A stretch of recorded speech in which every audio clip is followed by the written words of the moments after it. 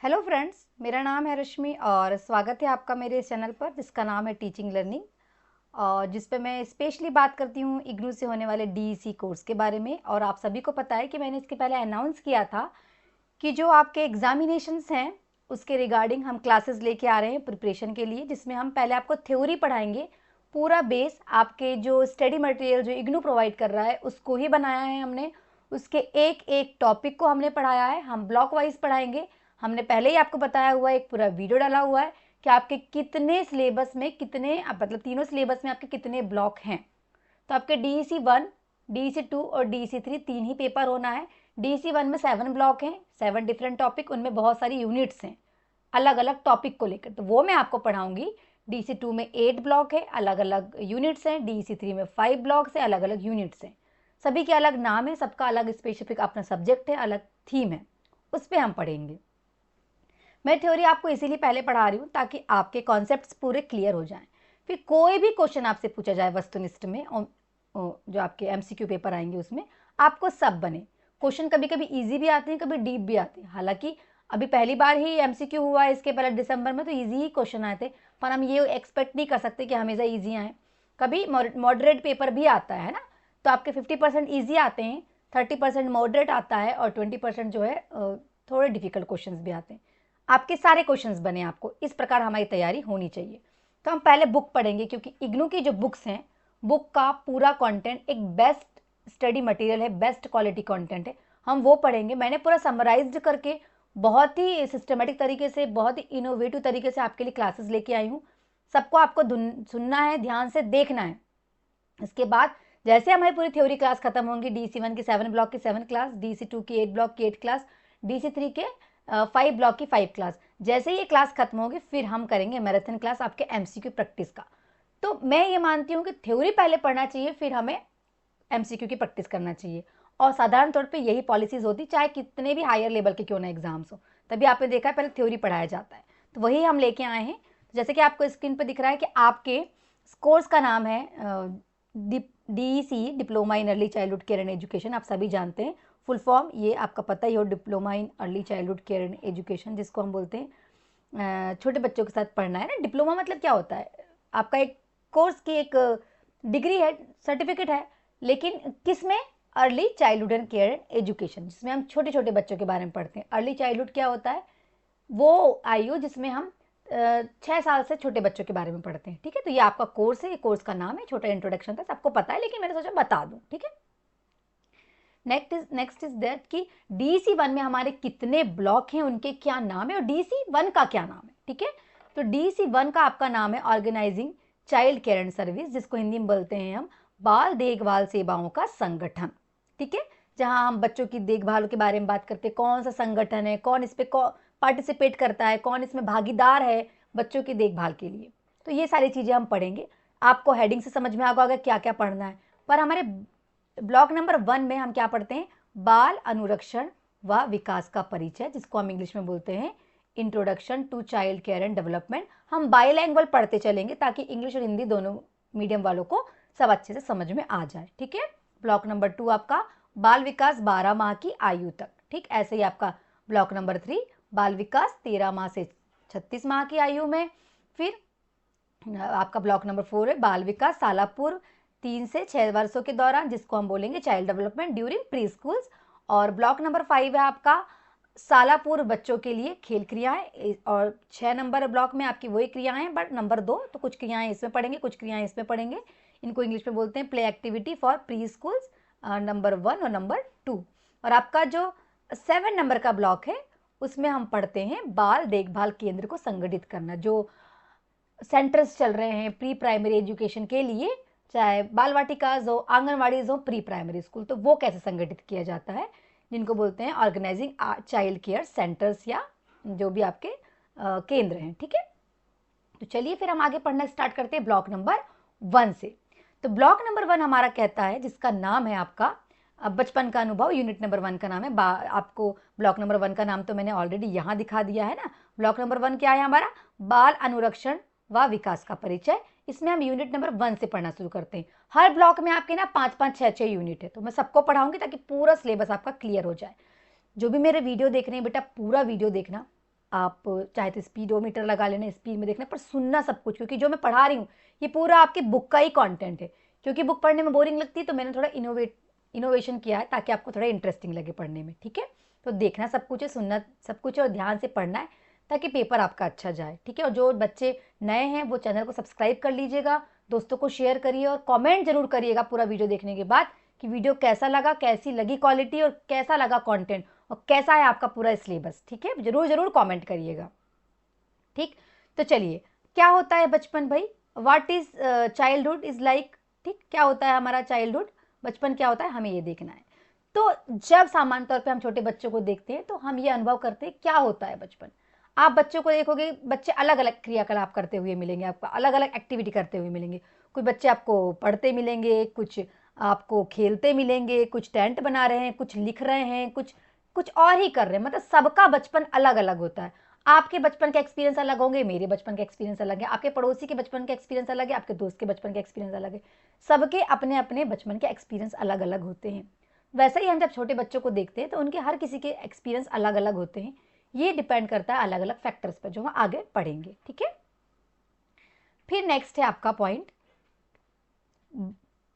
बाल्यावस्था में या बालावस्था का सामाजिक सांस्कृतिक संदर्भ क्या है। Social culture context of childhood क्या है, सोशल क्या होता है, सोशल कॉन्टेक्स्ट की बात हम क्यों कर रहे हैं। सामाजिक सांस्कृतिक संदर्भ मतलब हमारी सोसाइटी, हमारा कल्चर जो बच्चों के इस पूरे डेवलपमेंट में रोल प्ले करता है, बहुत मेजर रोल प्ले करता है। जैसे चित्र के माध्यम से आप जान पा रहे हो, स्नेह मिलता है बच्चों को, हम मूल्य सीखते हैं, हम कर्तव्य समझते हैं बच्चों को।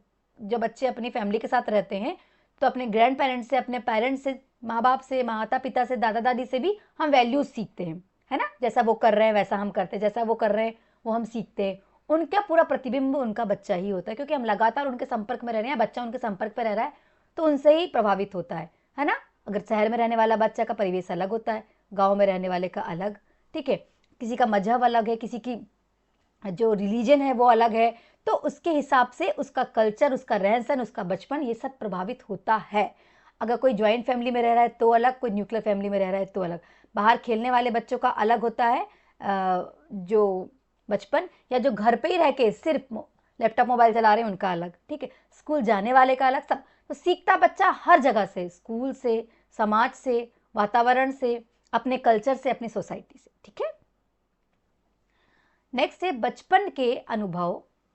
बचपन के अनुभव को प्रभावित करने वाले कारक कौन कौन से कारक हो सकते हैं, जैसे कि परिवार में सदस्यों की संख्या और आर्थिक स्थिति, परिवार तथा समाज के रीति रिवाज, परंपरा जिसको हम ट्रेडिशंस बोलते हैं, आवास जैसे कि शहर, गांव, जनजाति क्षेत्र, पहाड़, रेगिस्तान, तटीय इलाके, ये सब फैक्टर्स हैं जो किसी भी बच्चे के बचपन को, चाइल्डहुड जो एक्सपीरियंस है उसको इफेक्ट पहुंचा सकता है। नंबर ऑफ मेंबर्स कितने हैं फैमिली में, फैमिली कैसी है, सोसाइटी कैसी है, उसको मोरल वैल्यूज़ कैसी दी जा रही है, उसके यहाँ ट्रेडिशंस कैसे हैं, और वो किस जगह रह रहा है, क्या वो ट्राइब में रह रहा है, क्या वो जंगल में रह रहा है, क्या वो गाँव में रह रहा है, क्या वो शहर में रह रहा है, फैमिली के साथ रह रहा है, वो कैसे स्कूल में जा रहा है, गाँव में रह रहा है कि शहर में रह रहा है, समाज के रीति रिवाज कैसे हैं, ये उसके बचपन को प्रभावित करते हैं। परिवार बड़ा है कि छोटा है, ये उसके परिवार को प्रभावित करते हैं। बचपन में वो क्या अनुभव ले रहा है, क्या नैतिक वैल्यू सीख रहा है अपने बड़ों से, अपने आसपास के वातावरण से, क्या वो पानी वाले एरिया में रह रहा है, रेगिस्तानी एरिया में रह रहा है, या तटीय एरिया में रह रहा है, पहाड़ी क्षेत्र में रह रहा है। ये सब एनवायरमेंटल फैक्टर, सोशल फैक्टर्स बच्चे के पूरे बचपन को प्रभावित करता है, ठीक है। ये सारे पॉइंट्स आपकी बुक के ही हैं, उनको ही मैंने मॉडिफाई किया है और बहुत समराइज करके आपको पढ़ा रही हूँ, ठीक है। Next is that unit number 2 में हम देखेंगे, ब्लॉक नंबर 1 ही है यूनिट। देखिए हम ब्लॉक नंबर 1 ही पढ़ रहे हैं, इसमें 4 से 5 से 6 यूनिट्स रहेंगी, ठीक है। तो आपका जो सेकंड नंबर की यूनिट है इसका नाम है बाल विकास की मूलभूत संकल्पनाएं, basic concepts in child development. हम सभी जानते हैं कि मेन स्टेज इसमें होता है शैशवावस्था, जो 0 से 2 साल में होती है। बाल्यावस्था जिसको हमने 2 भाग में डिवाइड किया है, प्रारंभिक बाल्यावस्था और मध्य बाल्यावस्था। प्रारंभिक बाल्यावस्था 2 से 6 साल और मध्य बाल्यावस्था 6 से 12 वर्ष, ठीक है। फिर किशोर अवस्था आपको पता है 13 से 18 वर्ष की आयु तक होती है, और वयस्क आपको पता है 18 से ऊपर की आयु के लोगों को बोलते हैं। इनको हमने डायग्रामेटिकली आपको रिप्रेजेंट किया है ताकि पढ़ने में आसानी हो या मजा आए। शैशव अवस्था आपको पता है 0 से 2 साल की आयु होती है। यहाँ दिख रहा है कि बच्चा लगातार माँ के संपर्क में रहता है, माँ ही उसके लिए सब कुछ होती है। फिजिकल ग्रोथ होता है, सेंसरी एक्सपीरियंस होते हैं बच्चों को, है ना, लगाव बढ़ता है, अट्रैक्शन बढ़ता है माता पिता के प्रति, और वो धीरे धीरे बोलना चलना छोटी छोटी बेसिक चीजें सीखने लगता है। ठीक है, जैसे बाल्यावस्था में आता है वो, तो प्रारंभिक बाल्यावस्था जो 2 से 6 साल है, इसमें बच्चा छोटी छोटी चीज करना सीखता है। Gross motor skills, fine motor skills develop हो गई हैं, वो दौड़ना, भागना, हाथ का प्रयोग करना, पैरों का प्रयोग करना, ये सब चीजें सीखने लगता है। ब्रेन का डेवलपमेंट भी होने लगता है, कल्पना शक्ति बढ़ती कि इस चीज से मैं क्या बना सकता हूँ। जब आप ध्यान से बच्चों को देखते हो तो अनुभव कर सकते हो आप, क्योंकि हमें भविष्य में छोटे बच्चों के साथ ही कार्य करना है। और सामाजिकरण भी होता है, जब वो टीम में बच्चों के साथ खेलता है तब उसका सामाजिकरण होने लगता है, वो सीखता है शेयरिंग करना क्या होता है। ऐसा अगर हमें टीम में काम करना है तो सबके साथ मिलके कैसे काम करना है। तब हम कबड्डी खिलाते हैं छोटे बच्चों को, या कोई भी, जैसे हम लोग कराते हैं हाइड एंड सीक खिलाते हैं, या फिर हम क्रिकेट खिलवाते हैं, कोई भी छोटे छोटे खेल हम खिलवाते हैं क्लासरूम्स में। या बच्चों को हम 2 से 6 साल के बच्चों को स्कूल्स में देखते हैं ना, टीम वर्क करवाते हैं, एक टीम ए है एक टीम बी है, छोटे छोटे टास्क कराते हैं, चलो आपको ये ढूंढना है, तो बच्चे मिलके ढूंढते हैं कि हमने डॉल छुपा दिए हैं, कलर के बॉल्स छुपा दिए। जब बच्चे टीम में ढूंढते हैं तो अब बच्चे सामाजिकृत होते हैं। ठीक है, और 6 से 12 साल के बच्चे अब तार्किक शक्ति उनकी बढ़ने लगती है, एकेडमिक जो कौशल बढ़ने लगता है, पढ़ना लिखना ये सब चीज़ें सीखने लगते हैं वो। ठीक है, और उनका टीम वर्क और डेवलप होता है, जिसमें वो बड़े बड़े खेल खेलने लगते हैं, और बहुत डीपली, वो बहुत गहराई तक वो सामाजिकृत हो जाते हैं। किशोर अवस्था तो आप जानते हैं, एडोलेसेंस, इसमें 13 से 12 साल की आयु के बच्चे आते हैं, और बहुत सारी चीज़ें इसमें आपके हार्मोनल इम्बैलेंस आता है, जैसे लड़कों की दाढ़ी मूछें आना, लड़कियों में मेंस्ट्रुअल साइकिल, ये सारी चीज़ें हार्मोन्स जो है बहुत सारे सीक्रेट होते हैं, तो बहुत सारे शरीर में परिवर्तन आता है। इसके कारण व्यवहार में भी परिवर्तन आता है ना, पहचान की खोज, अमूर्त सोच करने लगते हैं बच्चे, वो चीज़ें भी हम सोचते हैं जो सच में वास्तविकता में नहीं है, तो वो भी बच्चे इस एज में सोचने लगते हैं। स्वतंत्रता का अनुभव कि हमें फ्रीडम चाहिए है, माँ बाप की बातें बुरी लगती हैं, दोस्त अच्छे लगते हैं, ये सारी चीज़ें इसमें होती है। वयस्क तो आप सब जानते हैं भाई, जैसे ही हम 18 साल से ऊपर आते हैं हमारे ऊपर ढेर सारी जिम्मेदारियां बढ़ जाती है, करियर, परिवार की जिम्मेदारी, स्थिरता, स्टेबिलिटी और व्यक्तिगत विकास, ये सारी चीज़ें फिर जैसे जैसे हम 18 साल से ऊपर होते हैं हमारी अलग जिम्मेदारियां हो जाती हैं। ठीक है, विकास के क्षेत्र कौन कौन से हो सकते हैं? फैक्टर्स ऑफ, या फिर बोलेंगे मैं फैक्टर्स ऑफ डेवलपमेंट ही बोलेंगे हम।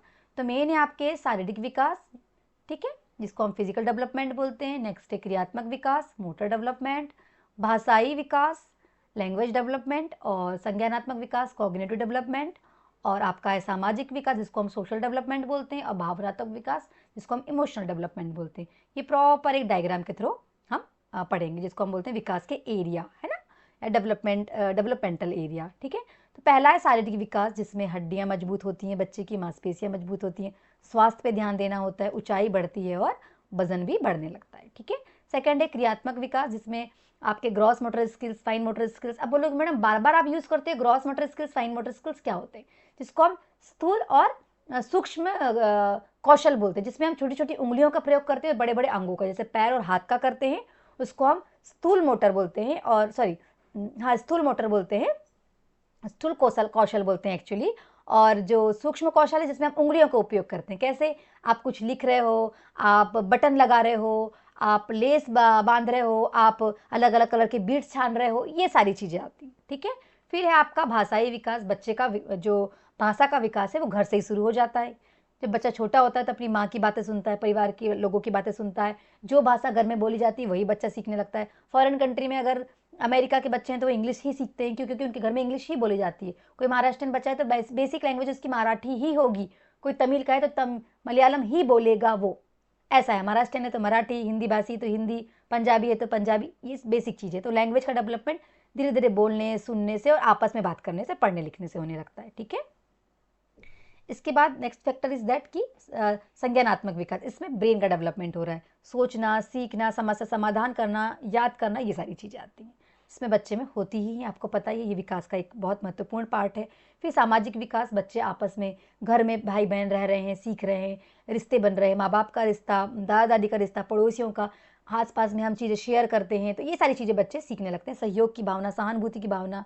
ठीक है, भावनात्मक विकास, इसमें भावनाओं का पहचान, प्रबंधन करना, आत्मनियंत्रण करना, आत्मविश्वास कि चलो मैं ये कर सकता हूँ, मेरे अंदर ये शक्ति है, क्या अच्छा है क्या बुरा है, गलत चीज़ों को देख के दुखी होना, अच्छी चीज़ों को देख के खुश होना, ये भावनात्मक विकास है।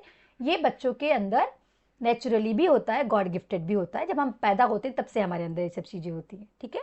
तो ये सारी चीज़ें हैं, ये आपके एरियाज़ हैं डेवलपमेंट के, ठीक है। इसके बाद है, यही आपके विकास की सार्वभौमिक स्वरूप है, जिसको हम यूनिवर्सल पैटर्न ऑफ डेवलपमेंट बोलते हैं, जिसमें बच्चा सबसे पहले 4 पैरों में रेंगना सीखता है, इसके बाद खड़ा होना सीखता है। स्टेप बाय स्टेप प्रोसेस होती है ना, एकदम से नहीं होती हैं चीज़ें। फिर वो दौड़ना सीखेगा, फिर कुछ कुछ वर्ड बोलना, जैसे ब ब ब ब त त त त द द द द म म म म, तो बबलिंग कहते हैं इनको, ये वर्ड्स बोलना सीखता है। फिर धीरे धीरे मम्मा पापा बोलना सीख जाता है, जो उसकी बेसिक नीड है, जैसे दूध मांगा द द द द दूध दूध दूध दूध पापा पानी, ऐसे ये वर्ड पहले सीखता है बच्चा, ठीक है। छोटे छोटे वर्ड बोलना सीखता है, फिर वर्ड से सेंटेंस में बनता है और धीरे धीरे वो पूरी बातें करने लगता है, ठीक है। विकास में व्यक्तिगत भिन्नताओं की व्याख्या, है ना, explaining individual difference in development. Definitely हर व्यक्ति में विकास, हर बच्चे में विकास, डेवलपमेंट एक सा नहीं होता, ये हम सभी जानते हैं। सब में विकास की दर अलग अलग होती है और ये मेन पॉइंट है ही, क्यों? क्योंकि सबका विकास एक सा हो ही नहीं सकता। इस संसार में हर प्राणी, हर जीव का विकास करने की जो क्षमता है वो अलग अलग होती है। पेड़ पौधों की तो बात है ही, साथ में मनुष्य में भी, हर मनुष्य में अलग अलग गति से होती है, पैटर्न भी अलग अलग होता है, स्वभाव भिन्न होता है। आप 4 बच्चे या घर में 3 बच्चे भी हैं, तीनों का स्वभाव अलग अलग होगा, ठीक है। खेलने कूदने की क्षमताएं अलग अलग होती हैं, पढ़ने लिखने की कॉग्निटिव डेवलपमेंट सब में अलग होता है, फिजिकल डेवलपमेंट सब में अलग होता है, किसी के इमोशंस अलग होते हैं, कोई बहुत चिड़चिड़ा होता है, कोई बहुत खुश होता है, सब में इमोशंस भी अलग अलग होते हैं। मानव व्यवहार को समझना, अंडरस्टैंडिंग द ह्यूमन बिहेवियर, ये हमारा बहुत इंपॉर्टेंट पॉइंट है। क्यों पता है? क्योंकि हम चाइल्ड एजुकेशन पढ़ रहे हैं, ये हमारा सब साइकोलॉजी में ही आता है, क्योंकि हमें चाइल्ड साइकोलॉजी पढ़ना ही होता है। साइकोलॉजी में हमें व्यवहार का ही हम आकलन करते हैं, तो वही सारी चीज़ें बच्चों को देख के उनके व्यवहार को आकार देने वाले कारक कौन कौन से हैं? व्यक्तित्व, स्वभाव, आनुवंशिकता, factors shaping the behaviour, personality, temperament और जेनेटिक्स। कोई बच्चा किस एनवायरनमेंट में रह रहा है, उसके माँ बाप के जीन कैसे मिले हैं उसको, ये उसके डेवलपमेंट पर असर पहुंचाएंगे, उसके व्यवहार पर असर पहुंचाएंगे, ठीक है। संज्ञानात्मक विकास, संज्ञानात्मक और सामाजिक विकास को प्रभावित करने वाले कारक वो भी क्या हो सकते हैं? ये सभी, कि वो किस फैमिली से बिलोंग कर रहा है, उसको जीन कैसे मिले हैं उसके पेरेंट्स से, और प्रत्येक बच्चा अद्वितीय है, सब बच्चा अपने आप में यूनिक है। कोई भी बच्चा किसी भी कमी के साथ नहीं पैदा होता। अगर किसी में कोई कमी है तो भगवान उसके लिए उसको कोई दूसरी क्वालिटी देता है। हर बच्चे में अपनी यूनिक क्वालिटीज़ होती हैं, ठीक है। शैशव और प्रारंभिक बालावस्था, प्रारंभिक बचपन में की उम्र में महत्व, क्या महत्व? देखिए, बचपन में बच्चे में मोटर विकास होते हैं, हाँ, मांसपेशियां धीरे धीरे डेवलप होने लगती हैं, बच्चा 4 अपने हाथ पैरों का उपयोग करता है, फिर धीरे धीरे 2 पैर से चलने लगता है, ठीक है। माँ का संबंध बच्चे से होता है बहुत, सिर्फ पूरे टाइम बच्चा माँ के ही कांटेक्ट में रहता है, तो माँ से अटैच्ड होता है बच्चा, है ना। और जैसे जैसे बड़ा होता है, प्रारंभिक बचपन में भी बच्चा क्या होता है, 2 से 6 साल के अंदर चलना, खेलना, कूदना, सामंजस्य बैठाना, स्वतंत्र होना, ये सब चीज़ें सीखने लगता है, ठीक है। आपके ब्लॉक नंबर 1 की यूनिट नंबर 3 हम देखेंगे, जिसका नाम है विकास के सिद्धांत, प्रिंसिपल्स ऑफ डेवलपमेंट। ये यूनिवर्सल है, ठीक है, सभी के साथ सेम होते हैं।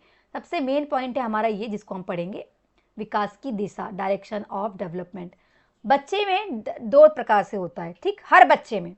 एक होता है सर से पैर की ओर, दिख रहा है आपको, सर से पैर की ओर एरो बना हुआ है, ठीक है। इसको हम बोलते हैं सेफेलोकॉडल, ठीक है। सिर से पैर की ओर नियंत्रण सीखता है बच्चा, धड़ से पैर की ओर, ठीक है।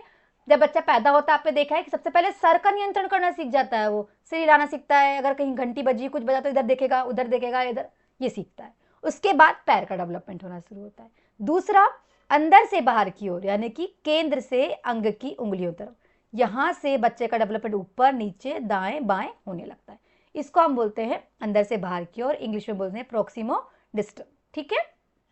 ये ध्यान रखना, यूनिवर्सल है, ये सभी आप बुक्स में पढ़ोगे। आप अगर एजुकेशन फील्ड में हो तो BA, DA, DLED, BST कुछ भी पढ़ोगे तो आपको ये पढ़ना ही है, ठीक है। विकास की गति, रेट ऑफ द डेवलपमेंट, क्रमबद्ध होती है। ऐसा नहीं है कि कभी भी कुछ भी हो गया।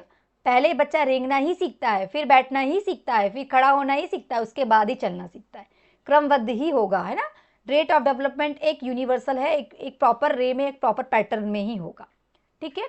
फिर विभेदीकरण और एकीकरण, बच्चा अलग अलग चीज़ों को भी विभेद करना और एकीकरण करना भी सीखता है। और ये चीज़ें हमारे शरीर में भी होता है। कैसे? कि हमारे शरीर के अलग अलग अंग अलग अलग कोशिकाओं से बने हुए हैं। ये सब हमारे बॉडी के पार्ट, हार्ट, ब्रेन, हमारा मसल्स, ये सब अलग अलग कोशिकाओं से बने, पर बना क्या है, पूरा शरीर। और ये काम क्या कर रहा है, पूरा शरीर मिल के काम कर रहा है ना। तो इसको बोलेंगे एकीकरण। है अलग अलग कोशिकाएं, पर कार्य क्या कर रही हैं, एक शरीर को बना रही है, और एक शरीर फिर अलग अलग कार्य कर रहा है। ठीक, तो इस चीज को यहाँ समझाया गया है।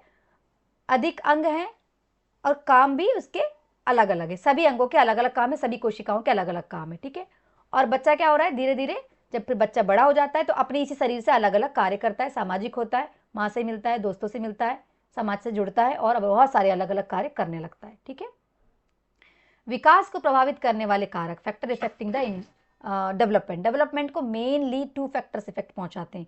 सबसे पहला है जीन, जिसको हम बोलते हैं जेनेटिक हेरिडिटी, और दूसरा है परिवेश, जिसको हम बोलते हैं पर्यावरण या इन्वायरमेंट। बहुत बेसिक सी चीज है।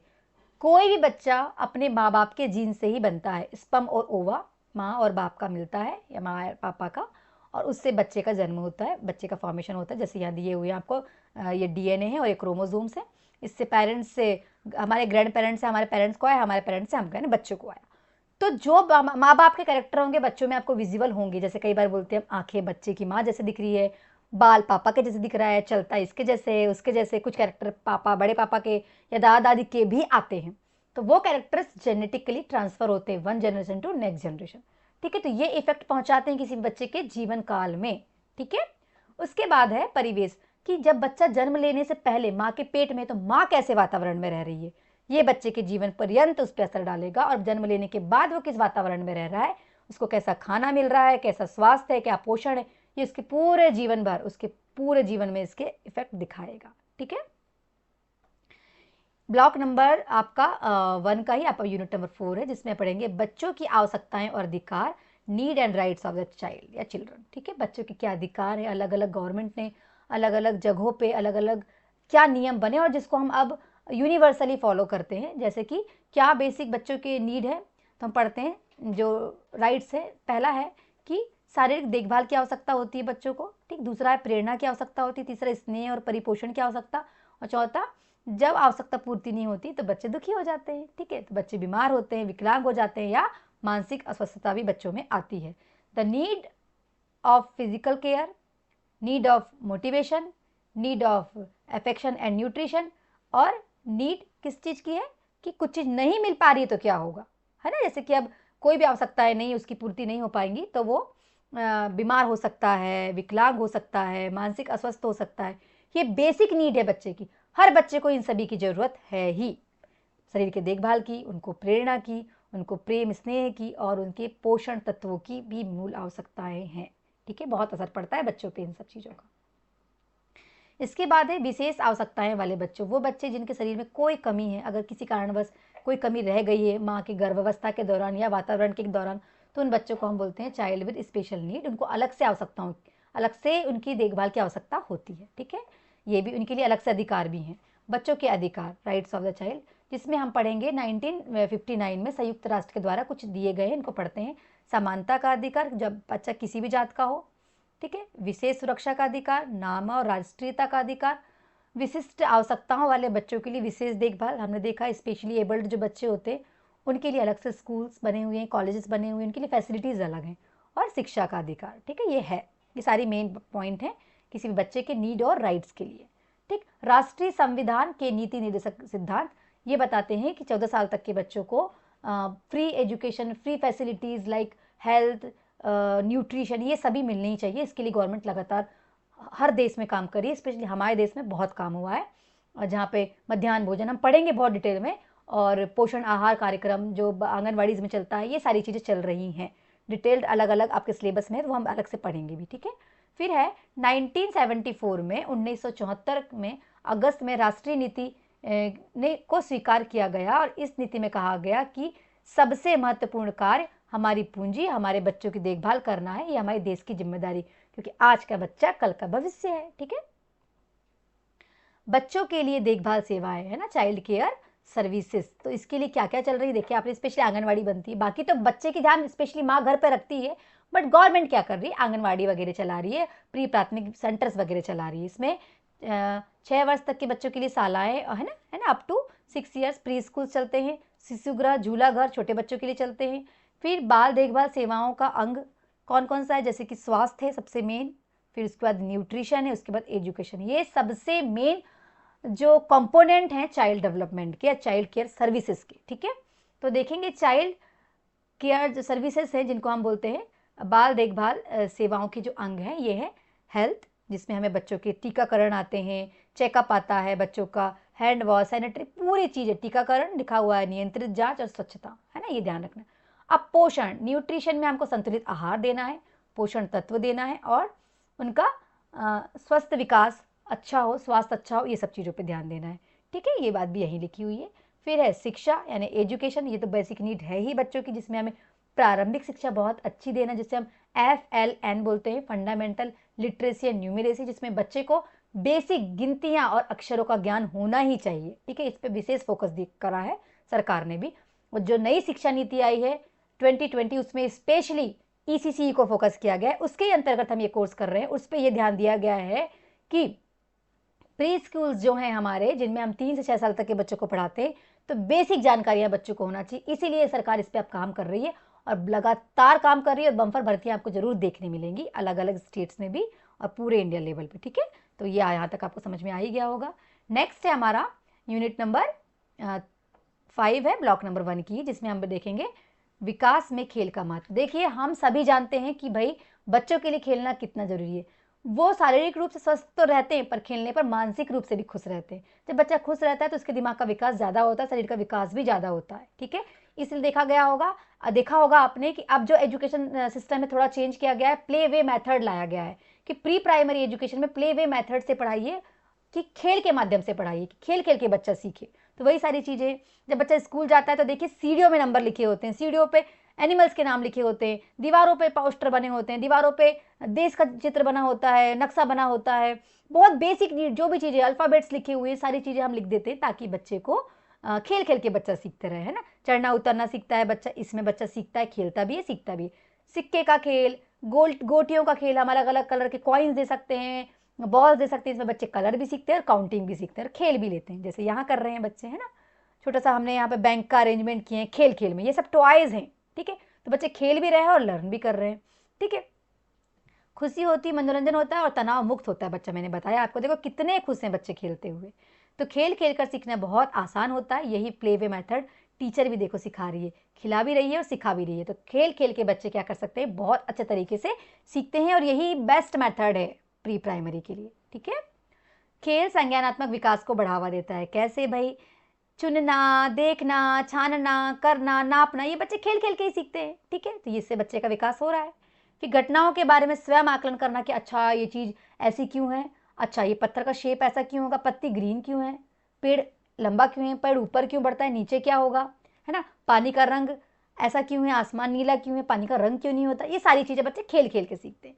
जैसे कल्पनाशीलता, कि राजा रानी का खेल खेल रहे हैं बच्चे, जब उनको कहानी सुनाई जा रही है तो इमेजिन कर रहे हैं कि अच्छा एक बहुत बड़ा जंगल है, वहाँ शेर है, ये सारी चीज़ें, है ना, इमेजिन करता है बच्चा, कल्पना शक्ति बढ़ती है बच्चों की। हम खेल खेल में जब बच्चों को चीज़ें सिखाते हैं तो कल्पना शक्ति बढ़ती है, खेलते हैं बच्चे, उनके fine motor skills, gross motor skills, brain, ये सब संज्ञानात्मक विकास, कॉग्निटिव डेवलपमेंट सब होता है, ठीक है। और ठीक है, ये सारी चीज़ें। अब यहाँ बोल रहा है, ये भी देख लेते हैं ना, शरीर और क्रियात्मक विकास होता है। ये तो है ही, आप सभी जानते हैं कि अगर बच्चा खेलेगा तो मांसपेशियाँ मजबूत होगी और शरीर स्वस्थ रहेगा। भाषा का विकास हो, जब बच्चे आपस में खेलते हैं ना तो लर्निंग करते हैं। देखना, आप कई बार हम ऑब्जर्व करते हैं कि बच्चा, जैसे मेरी बच्ची को मैंने ऑब्जर्व किया, किसी बच्चे के साथ खेल रहा है तो उनके शब्द भी वो सीख के आती है, ठीक। तो वो क्या, सामाजिकरण हो रहा है, सामाजिकरण के साथ उसका लैंग्वेज डेवलपमेंट भी हो रहा है, सामाजिकृत तो हो रहा है वो, है ना, यहाँ सामाजिकृत तो हो रहा है, पर उसकी भाषा का विकास भी हो रहा है, वो नए नए शब्द और सीख रही है क्योंकि दूसरे बच्चों के साथ रह रही है। तो अच्छे शब्द भी सीखते हैं, कई बार बच्चे गलत शब्द भी सीखते हैं। तो ये हमें केयर टेकर को, जो हमारा पालन करता है, चाहे माँ हो चाहे पालन करता हो, जो केयर टेकर है उसको ध्यान देना है। टीचर्स जो हैं प्री प्राइमरी एजुकेशन के, उनको ध्यान देना है कि बच्चा क्या कर रहा है क्या नहीं, हमें पूरे टाइम ध्यान देना है, क्योंकि हमें ऑब्जर्व करना है कि कोई बच्चा गलत चीज़ ना सीखे। इससे भावनात्मक विकास भी होता है, बच्चा स्नेह करना, दोस्ती करना, शेयरिंग करना, ये सारी चीज़ें सीखता है। खेल का महत्व, है ना, ध्यान केंद्रित करता है और खेल खेल में सीखना आनंदमयी भी होता है, ठीक है स्टूडेंट। तो ये और भी खेल के यहाँ तरीके बताए गए हैं, जैसे कि आपको फ्री गेम होते हैं, इसमें बच्चा अपने मन से कुछ भी खेल सकता है, ये स्कूल्स में प्लान किया जाता है। फिर है संरचनात्मक प्ले, जिसमें मैडम क्या करती है, खुद प्लान करती है, टीचर या जो केयर टेकर है, आप माँ खुद प्लान कर सकती है कि अभी मुझे बच्चे को क्या खिलाना है, प्लान करके देगी, बच्चा उसको खेलेगा, माँ उसकी हेल्प करेगी या टीचर उसकी हेल्प करेगी। आउटडोर गेम जिसको हम बाहरी खेल कहते हैं, बाहर जो भी बच्चे खेल खेलते हैं। इंडोर गेम जिसमें बच्चे ये देखो खेल रहे हैं, कोई वीडियो गेम खेल रहे हैं, पर ये गंदी बात है, ये बच्चों को खेलने नहीं देना चाहिए। फिर इसमें ग्रुप प्ले, बच्चे देखो ग्रुप में खेल रहे हैं, इससे बच्चे सामाजिकृत होते हैं। फिर गेम जो होते हैं ना एज ओरिएंटेड भी होते हैं। अच्छा, अब क्रिकेट में 2 साल के बच्चे को या 1 साल के बच्चे को तो खेलने नहीं दे सकती, क्योंकि अभी वो शायद चलना भी ढंग से नहीं सीखा है, तो उनके लिए उनके लेवल के गेम होते हैं। ठीक, तो एज ओरिएंटेड गेम होते हैं, छोटे बच्चों के लिए छोटे बच्चे लायक, मीडियम साइज की मीडियम के लायक, और बड़े बच्चों के लिए ये तो मोबाइल चलाना ही नहीं चाहिए। ठीक है, उसके बाद देखिए, जैसे क्रिकेट खेलने लायक बच्चा होगा तो क्रिकेट खेलेगा। ठीक है, उससे थोड़ा बड़ा हो गया बच्चा तो कराटे कर सकता है, म्यूजिक सीख सकता है। ये सारी चीज़ें एज ओरिएंटेड होती हैं। गेम्स भी एज ओरिएंटेड प्लान किया जाता है। 0 से 2 साल के बच्चे के लिए हम अलग गेम प्लान करेंगे, सॉफ्ट टॉयज, ऐसी चीज़ें जो पॉइजनस ना हो, पढ़ेंगे हम इनके बारे में, तो उस हिसाब से हमको प्लान करना होता है। क्योंकि हम अगर सेंटर चला रहे हैं तो हमारे बच्चे छोटे बड़े सभी उम्र के आएंगे, तो उनकी उम्र के हिसाब से हमें प्लान करना होता है हमें क्या खिलाना है। ठीक है, और कुछ गेम क्या होते हैं सोशली भी हम कम्युनिटी, जैसे कि जो कम्युनिटी है जिसे हम बोलेंगे सोशल मीडिया, टीवी में भी गेम हम खिलवा सकते हैं, टीवी में हम प्ले करवा सकते हैं, टीवी में हम उन्हें शोज दिखा सकते हैं, कहानियाँ दिखा सकते हैं, रेडियो से हम उन्हें कहानियाँ सुना सकते हैं। ये भी एक तरीका है बच्चों के खेल खेलने का। ठीक है,